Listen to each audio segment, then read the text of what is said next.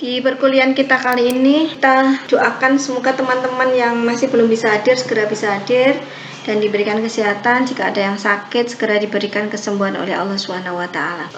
Untuk kali ini kita akan memberikan pengantar kuliah, tapi terlebih dahulu kita akan berbagi silabus perkuliahan kita di semester ini di kelas 4A untuk mata kuliah pengembangan kurikulum ya. Kita akan lihat silabusnya bersama-sama. Untuk mata pengembangan kurikulum PAI ini, mata kuliah ini bahas tentang pengembangan kurikulum PAI dan silabus serta rencana pelaksanaan pembelajaran PAI nanti akhirnya. Kemudian kompetensinya mendeskripsikan pengembangan kurikulum dan buat silabus serta RPP PAI. Pengembangan silabus serta RPP PAI. Indikator materinya yaitu yang pertama adalah pengertian kurikulum, yang kedua menjelaskan konsep kurikulum, berikutnya peranan dan fungsi kurikulum, menjelaskan proses pengembangan kurikulum PAI, pendekatan dalam pengembangan kurikulum PAI, perubahan kurikulum PAI, prinsip dan faktor yang mempengaruhi pengembangan kurikulum, pendidik dan pengembangan kurikulum. Kemudian kita juga akan bahas tentang kurikulum 2013 dan perkembangannya, silabus dalam kurikulum, kemudian rencana pelaksanaan pembelajaran atau RPP dalam kurikulum, kemudian materi dan pengembangan kurikulum PAI. Yang terakhir mengembangkan silabus dan RPP ini sudah ya, ini prakteknya langsung ya, praktek mengembangkan silabus dan RPP. Untuk berikutnya kita akan ke materi. Topik yang pertama adalah pengantar kuliah, kemudian berikutnya topik yang kedua pengertian kurikulum, nanti konsep kurikulum di sini ya. Kurikulum, pengertian kurikulum nanti ada versi lama dan versi baru. Kemudian konsep kurikulum dalam pendidikan, berikutnya adalah peranan dan fungsi kurikulum. Ini nanti jadi satu aja, yang ini sama ini. Jadi kelompok satu nanti bahas ini sama ini ya, jadi satu. Kita nanti akan menggunakan model classroom discussion di mata kuliah ini. Kemudian berikutnya adalah peranan dan fungsi kurikulum. Kemudian proses pengembangan kurikulum, ini sekaligus literatur yang bisa dibaca, tapi tidak menutup kemungkinan teman-teman menggunakan buku yang lain ya. Ini hanya sebagai gambaran aja. Kemudian pendekatan dalam pengembangan kurikulum, berikutnya adalah perubahan kurikulum. Nah, nanti kita akan melihat bagaimana perubahan kurikulum di Indonesia. Kemudian prinsip dan faktor yang mempengaruhi pengembangan kurikulum. Pasti prinsip dan faktor yang mempengaruhi pengembangan, kenapa kurikulum harus berubah-ubah dan selalu dikembangkan. Kemudian pendidik dan pengembangan kurikulum, di sini nanti apa hubungannya pendidik dengan pengembangan kurikulum, pengaruhnya bagaimana, peranan pendidik bagaimana terhadap pengembangan kurikulum. Kemudian berikutnya adalah pengembangan kurikulum 2013 dan perkembangannya kita sejak 2013 ya sampai sekarang. Nanti silakan diceritakan untuk kelompok yang bagian ini. Berikutnya adalah silabus dalam kurikulum. Kemudian ini adalah RPP, rencana pelaksanaan pembelajaran dalam kurikulum 2013 ya. Kemudian berikutnya materi dan kurikulum PAI, pembelajaran dan penilaian ya. Ini nanti melihatnya dari sini ya teman-teman, pembelajaran dan penilaian ya ini. Kemudian materi dan kurikulum PAI dari buku ini dan juga dari Permendikbud nomor 37 tahun 2017. Berikutnya adalah praktek pengembangan silabus dan RPP. Ini akan menjadi tugas mandiri ya, tapi nanti di sini waktunya untuk presentasi ya, masing-masing mahasiswa nanti dipresentasikan oleh masing-masing mahasiswa. Nanti kita bagi menjadi 3 pertemuan. Silahkan dibagi jadi satu pertemuannya berapa mahasiswa itu kilas ya. Yang lain nanti tetap ada ini ya, tugas mandiri semuanya, cuman dikumpulkan ya, tetap dikumpulkan ke Google Form, nanti akan saya beri linknya, dan sebagian dipresentasikan. Nah, nanti kita undi yang presentasi ya, karena mengingat waktunya mungkin tidak cukup kalau semuanya.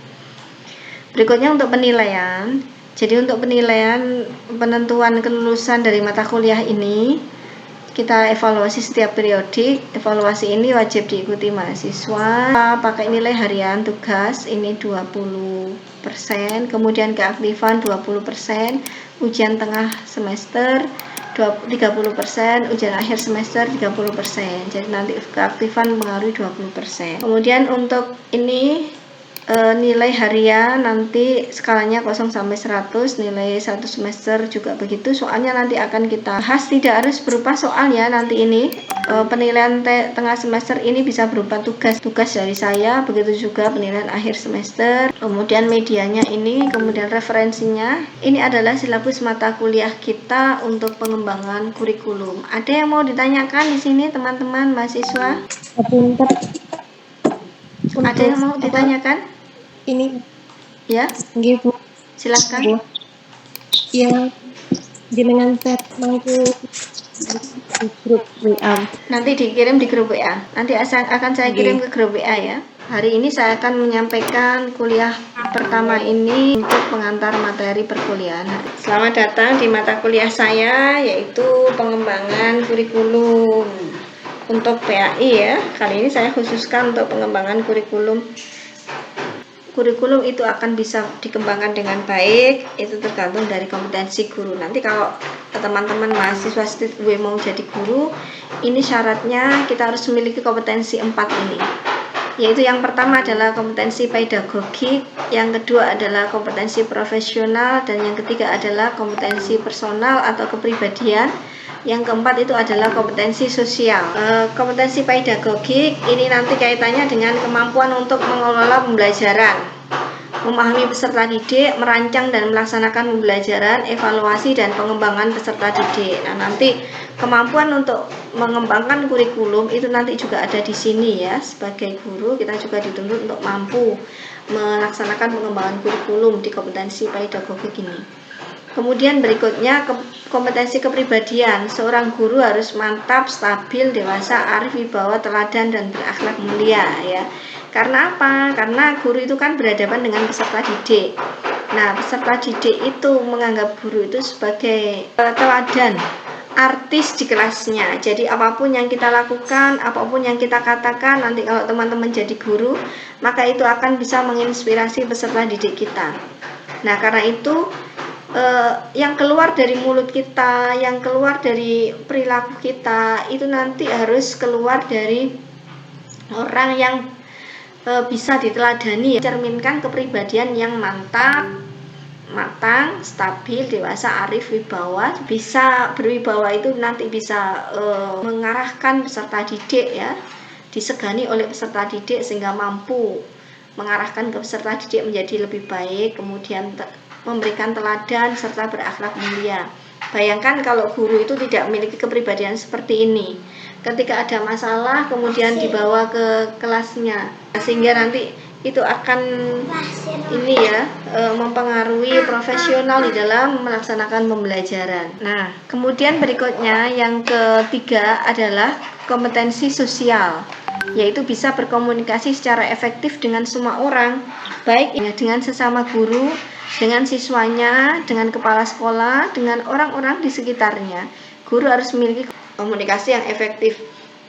Falsafah Jawa mengatakan bahwa guru itu digugulang ditiru. Jadi guru itu apapun tindak tanduknya, ucapannya itu didengarkan oleh peserta didik dan ditiru oleh peserta didik. Maka harus bisa berkomunikasi secara efektif dengan peserta didik, karena guru juga sebagai agent of change ya, agen sebuah perubahan.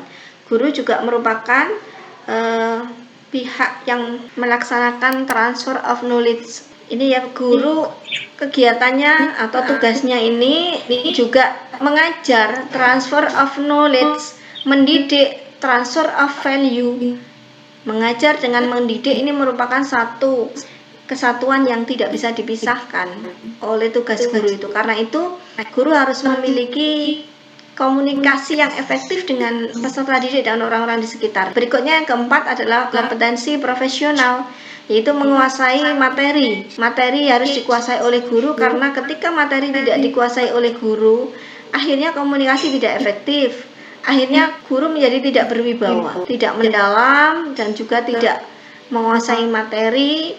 Akhirnya kemampuan membimbing peserta didik juga menjadi tidak maksimal. Nah, ini adalah 4 kompetensi yang harus dimiliki oleh guru. Nah, khusus untuk guru PAI ada 2 tambahan kompetensi, yaitu yang pertama adalah kompetensi spiritual, spiritual. Yang kedua adalah kompetensi leadership. Spiritual adalah memiliki kemampuan spiritual sehingga bisa membimbing peserta didik mewujudkan spiritual yang matang. Peserta didik bisa menjadi generasi-generasi yang islami dengan contoh spiritual dari guru, mengajar dengan penuh keimanan juga terhadap siswa. Dan yang keenam, ini adalah kompetensi leadership, yaitu kompetensi kepemimpinan. Kenapa guru PAI harus memiliki kompetensi leadership? Karena guru PAI itu nanti tugasnya adalah mengajak peserta didiknya untuk menjadi insan yang kamil, ya, insan yang sempurna, sehingga ketika guru memiliki kompetensi kepemimpinan, dia akan mudah mengajak orang lain, baik itu siswanya maupun orang-orang di sekitarnya, untuk menuju insan yang kamil, ya, manusia-manusia yang sempurna. Ini adalah 6 kompetensi guru PAI, ya. Berikutnya kita akan ke bahas tentang apa itu kurikulum. Ya, ada yang sudah pernah mendengar tentang kurikulum, ya, pasti kalian sering mendengar tentang kurikulum. Nah, ketika kalian mendengar tentang kurikulum, apa yang ada di benak kalian? Kurikulum itu apa? Coba dijawab. Mbak Isna ini manggut-manggut ini. Apa kurikulum yang ada di benak kalian? Materi yang akan Mbak Umi, kepada peserta didik. Mbak Umi Zaratul, Mbak Isna ini, ya, Mbak Isna ini itu sudah menghidupkan suara nanya. Ayo Mbak Isni, silakan Mbak Isna ini. Apa itu kurikulum?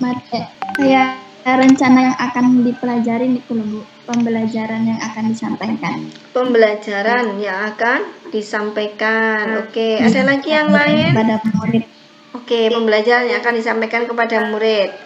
Ada lagi yang lain? Perangkat mata pelajaran dan program pendidikan yang diberikan oleh suatu lembaga penyelenggara pendidikan. Oke, yang isinya itu rancangan yang akan diberikan kepada. Oke, Mbak Nur Fadila, coba diulangi lagi. Kurikulum adalah perangkat mata pelajaran dan program pendidikan yang diberikan oleh suatu lembaga penyelenggara pendidikan yang berisi rancangan pelajaran yang akan diberikan kepada peserta pelajaran dalam ini sekedar balik setengah jam lagi. Ini bagus Mbak Nur Fadilah, ya, luar biasa. Ini agak lebih lengkap lagi, ya. Oke, ada lagi yang mau menambahkan? Mbak Isna ini sudah, Mbak Nur Fadilah sudah. Ini ada partisipannya ada 46, ya. Silakan yang mau menambahkan. Suaranya mana yang lain? Enggak ada. Saya Bu. Siapa ini, Mbak Sulis? Suliswanti. Oke, Mbak Sulis, silakan. Kurikulum yaitu suatu rancangan pembelajaran yang akan disampaikan pada waktu periode tertentu. Kurikulum adalah seperangkat rencana pembelajaran yang akan disampaikan dalam periode waktu tertentu. Wah, ini ya luar biasa, teman-teman sudah membaca rupanya, ya. Ada yang mau nambahkan yang lain? Oke, ya. Kalau tidak ada, sekarang kita akan lihat nih. Jadi ini seperti yang saya sampaikan tadi, bahwa untuk kurikulum ini secara istilah pengertiannya ini nanti bisa dibedakan, ada tinjauan menurut pandangan lama dan ada tinjauan menurut pandangan baru. Yang pandangan lama itu kurikulum adalah sejumlah mata pelajaran yang harus ditempuh oleh peserta didik atau murid untuk memperoleh ijazah. Ada mata pelajaran A, B, C, D, ya, untuk nanti memperoleh sebuah ijazah. Sedangkan pandangan baru menurut David Pratt di dalam kurikulum Design and Development mendefinisikan bahwa kurikulum itu perangkat organisasi pendidikan formal atau pusat-pusat latihan. Nah, jadi seperti yang didefinisikan oleh teman-teman tadi itu sudah mengarah pada ini, ya, kurikulum secara sederhana menurut pandangan yang terbaru. Jadi tidak hanya sekedar sebagai konten-konten mata pelajaran, akan tapi seperangkat organisasi pendidikan formal dan pusat-pusat pelatihan. Kurikulum itu juga sebuah rencana, ya, mungkin merupakan hanya perencanaan mental saja, tapi pada umumnya diwujudkan dalam bentuk tulisan, ya. Jadi ada wujudnya dalam bentuk tulisan. Kurikulum ini bukanlah kegiatan, melainkan sebuah perencanaan atau rancangan kegiatan, ya. Tepat yang disampaikan oleh teman-teman tadi. Jadi ini adalah rancangan kegiatan. Kurikulum berisi berbagai macam hal seperti masalah yang harus dikembangkan pada diri siswa, evaluasi untuk menafsirkan hasil belajar, bahan dan peralatan yang dipergunakan, kualitas guru yang dituntut, dan sebagainya. Nah, ini ya, jadi ini sebuah organisasi, bukan hanya sebagai mata pelajaran, konten, materi, akan tapi juga apa yang harus dikembangkan pada diri siswa, termasuk di sini evaluasi ya, untuk bisa melihat hasil belajarnya, bahan dan perangkat, peralatan yang dipergunakan, kualitas guru yang dituntut dan lain sebagainya. Jadi sebagai sebuah perangkat organisasi. Kurikulum melibatkan maksud atau pendidikan formal, maka ia disengaja mempromosikan belajar dan menolak sifat ngambang tanpa rencana atau kegiatan tanpa belajar. Jadi ini memang jelas sistematis.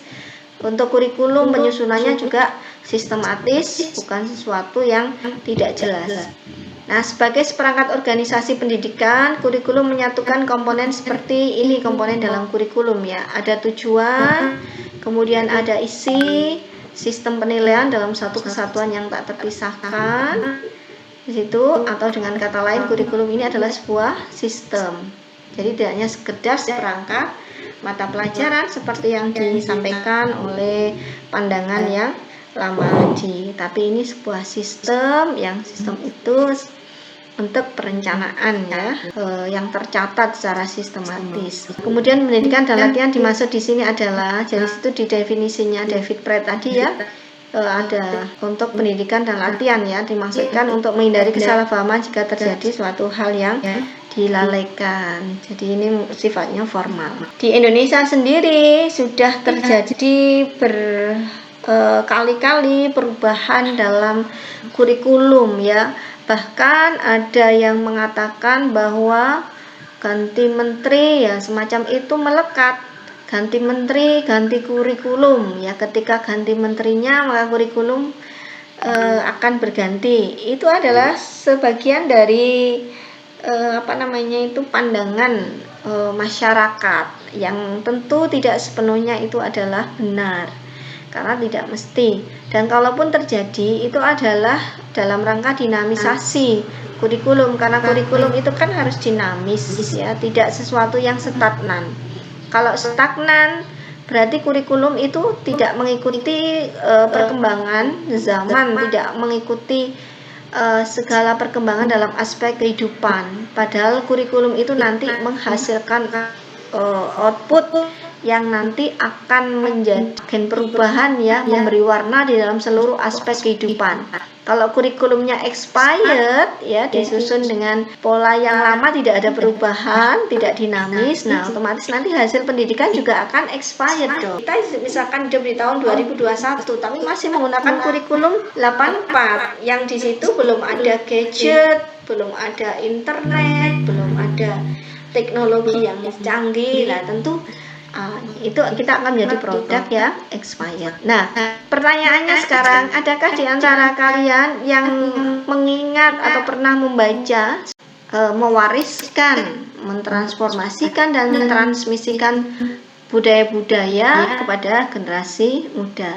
Budaya apa ya, baik ini terkait dengan pengetahuan atau kognitif, kemudian keterampilan, sikap spiritual dan sikap sosial, serta juga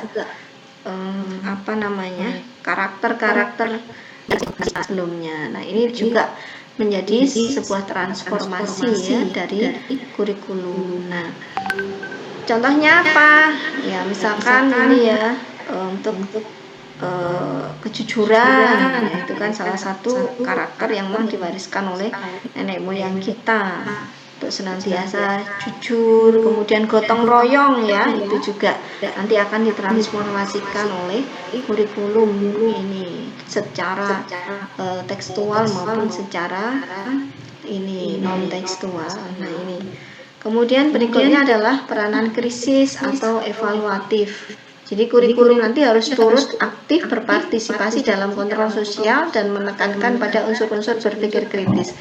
Apalagi sekarang di era pembelajaran 4.0 atau ini ya, abad 21 ini, maka kita ditekankan untuk bisa berpikir kritis dan bisa berpikir evaluatif, tidak menerima begitu saja masukan-masukan dari luar yang tidak sesuai dengan cara berpikir kita secara logis ya. Misalkan Ini budaya-budaya yang muncul dari luar, baik itu melalui medsos maupun secara langsung. Nah, itu kadang-kadang kita kan menerima begitu saja. Nah, sebagai generasi milenial kita tidak seperti itu. Nanti kurikulum ini harus punya andil, yang kurikulum itu kan tersampaikan oleh guru ya pada siswa ya, nanti harus bisa membentuk siswa menjadi siswa yang mampu berpikir kritis dan evaluatif, sehingga bisa menyeleksi setiap perubahan-perubahan dan perkembangan-perkembangan yang ada, cocok enggak dengan kita dan ada manfaatnya enggak ke depan. Nah, nilai-nilai yang tidak sesuai lagi dengan masa mendatang ini, atau yang tidak sesuai dengan norma-norma nanti akan kita bisa dievaluasi dihilangkan ya, atau dimodifikasi oleh output dari pendidikan. Itu yang diharapkan dengan adanya kurikulum ini. Berikutnya adalah peranan kreatif. Kurikulum diharapkan mampu melakukan kegiatan-kegiatan kreatif dalam arti mencipta, menyusun sesuatu yang baru sesuai dengan kebutuhan masa sekarang dan masa yang akan datang dalam masyarakat. Ya, nanti output dari pendidikan ini akan terjun sebagai anggota masyarakat, dan juga mereka akan kembali ke dunia kerja ya, masuk ke dunia kerja, sehingga mereka harus mampu untuk melaksanakan kegiatan-kegiatan yang kreatif dari hasil pengembangan kurikulum yang didapatkan dalam masa pendidikan, baik di lembaga pendidikan formal maupun non formal, sehingga nanti bisa mencipta, bukan mengekor, tapi bisa mencipta dan menyusun sebuah inovasi, perubahan-perubahan ya, termasuk nanti mahasiswa juga seperti itu. Diharapkan dengan kurikulum yang ada di Streetway nanti bisa menjadi generasi yang kreatif, yang bisa mencipta dan menciptakan sebuah perubahan di masa yang akan datang. Nanti akan kita dalami lebih lanjut di mata kuliah kita. Saya berharap diskusi kelas kita nanti bisa berjalan dengan baik. Tidak komunikasinya bukan satu arah, tapi bisa multi arah. Tidak berupa presentasinya, tidak berupa membaca, tidak menverbalkan apa yang tertuang di tulisan, tidak seperti itu saja secara tekstual enggak, akan tetapi nanti teman-teman bisa mengembangkannya. Karena itu saya berharap untuk yang presentasi nanti bisa lebih kreatif di dalam memilih metode presentasi yang tepat, dengan video juga boleh, dengan menggunakan media-media pembelajaran, penyampaian materi yang tepat, bisa gambar, bisa video, bisa juga bermain peran, silahkan, atau juga yang lainnya. Nah, untuk audiens nanti tidak berperan sebagai objek di dalam diskusi itu, akan tetapi nanti teman-teman ini audiens bisa juga berperan sebagai kontributor di dalam presentasi nanti ya, diskusi kelas. Jadi semua mahasiswa diberi kesempatan untuk bertanya, silahkan. Bahkan yang belum bertanya nanti di sesi lain harus bertanya, sehingga nanti akan muncul kemampuan berpikir kritis dan evaluatif dari apa yang disampaikan oleh teman-teman yang sedang presentasi. Gitu ya. Paham ya teman-teman? Jadi medianya boleh pakai apa saja, seperti sekarang ini. Saya mau PowerPoint wajib, tapi kalau saya misalkan mau menggunakan media yang lain, video misalkan, bisa untuk menyampaikan itu tentang materi. Tentu video itu harus berkaitan dengan materi yang kita sajikan. Entah itu berkaitan secara langsung maupun tidak langsung ya, mungkin untuk memberi gambaran, menstimulasi, baru kemudian masuk ke materi. Boleh. Ada pertanyaan sampai di sini? Silakan. Kita asasnya ini ya teman-teman. Asas kita adalah kemudahan ya, memudahkan sekira, tapi tidak lepas dari prinsip ini ya, efektif dan efisien. Kalau memang dirasa Zoom itu yang paling efektif dan efisien, boleh kita itu. Kalau tidak, bisa juga saya minta videonya, tapi kan kita di luar ya. Saya minta video, tapi nggak ada timbal baliknya nanti akhirnya kalau kita nggak pakai Zoom. Ya, kita boleh nanti kita pakai video lalu kita YouTube-kan. Di bawahnya itu ada pertanyaan dan dijawab secara tulis oleh teman-teman yang menjadi presentator ya, narasumber pada saat itu. Jadi silahkan nanti kita musyawarahkan lagi, kita sepakati. Kalau kebanyakan suara kok tidak Zoom, maka ya kita pakai video ya, video dan juga pakai ini ya, Google Classroom untuk pengumpulan tugasnya atau Google Form ya untuk pengumpulan tugasnya. Kalau kita tidak pakai Zoom, berarti nanti presentasinya divideokan, kemudian pertanyaan teman-teman ditulis di kolom chat di YouTube nanti ya. Tapi sama juga pakai paket juga. Oke, ada lagi pertanyaan yang lain? Fleksibel nanti pelaksanaannya ya. Tapi disiapkan. Yang disiapkan apa? Makalah sama minimal makalah sama PowerPoint. Ya. Ada lagi ya, Mbak Nur Fadila silakan. Apa kelompoknya itu kita nggak gabung kelas lain gitu atau gabung? Kelas yang lain itu kelas 4C dan 4D ya. Yang kelas saya itu kalau nggak salah pondok semua. Ada nggak yang dari luar?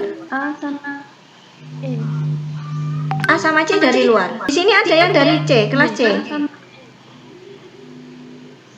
Ini B semua apa ada yang C? Ini kan ada 48 partisipan. Ini B semua apa ada yang C? A semua apa ada yang C? Ini A, ada yang A, ada yang C, ada yang E. Oh, gitu. Iya. Teman-teman nanti di perkuliahan kita ini dari sekarang untuk menyelesaikan tugas dan nanti akan saya beri link Google Classroom ya atau Google Form untuk pengumpulan tugas dan PowerPoint-nya. Kemudian untuk yang kelompok pertama, khusus untuk kelompok pertama harus selesai dalam waktu 1 minggu karena minggu depan kita sudah ada mata kuliah lagi. Jadi kita ketemu minggu depan. Ya, minggu depan sementara kita pakai Zoom dulu ya. Setelah itu kita evaluasi. Selanjutnya kelompok berikutnya mau pakai Zoom atau video rekaman sendiri ya. Oke, paham ya teman-teman ya. Baik, untuk mata kuliah ini sekarang kita cukupkan sekian dulu. Kita ketemu lagi minggu depan insya Allah untuk di kelas 4A. Dan yang ini kalau ada yang gabung kelas lain tapi belum resmi buka kelasnya di kelas tersebut, kita tetap ada Zoom lagi untuk kelasnya teman kelas lain ya, kelas C dan D ya. Baik, kita akhiri dengan bacaan hamdalah bersama-sama. Alhamdulillahirrabbilalamin. Jangan lupa untuk senantiasa menjaga diri dari COVID-19 ya. Jangan abaikan protokol kesehatan supaya kita tetap sehat dan diberikan umur yang panjang oleh Allah SWT. Sampai ketemu minggu depan. Assalamualaikum warahmatullahi wabarakatuh.